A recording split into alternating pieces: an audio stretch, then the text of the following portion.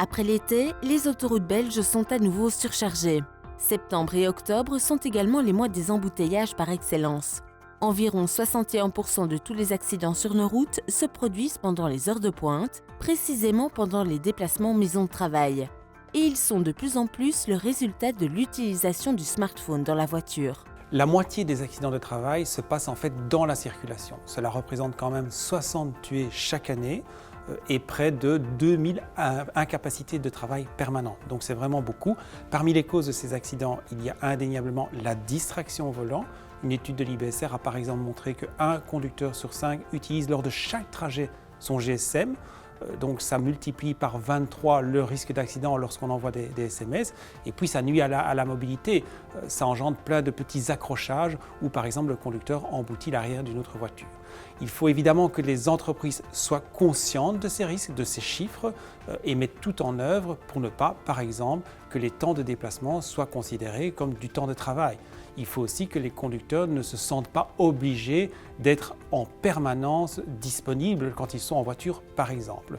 Et pour ceux qui sont vraiment accros à leur GSM, il y a toute une série de petites applications qui existent et qui pourront certainement les aider.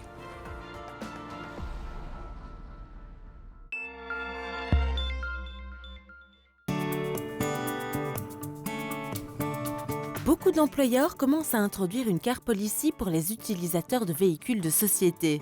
Le but est de sensibiliser les travailleurs à conduire en toute sécurité et à ne pas utiliser le smartphone au volant.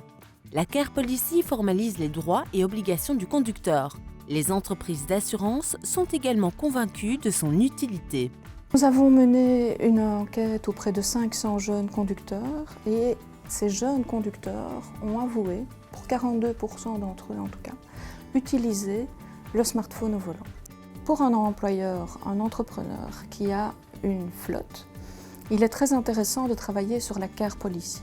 Par exemple, pour prévoir que ses collaborateurs soient joignables uniquement au moment des pauses. En ce qui concerne la car policy, qui à mon avis n'est pas suffisante dans les PME, elle existe dans les grandes entreprises, je pense que les compagnies d'assurance commencent à comprendre qu'une bonne gestion par les PME avec l'implémentation d'une car policy est très utile. Elle est en fait une annexe au contrat de travail. Elle va responsabiliser les travailleurs qui disposent d'un véhicule de la société.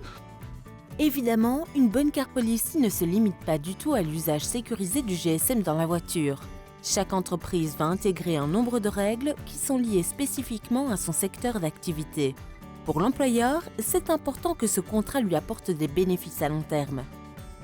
Les aides à la conduite sont des choses que moi je commence à en apercevoir tous les jours parce que j'ai une nouvelle voiture avec plusieurs aides à la conduite.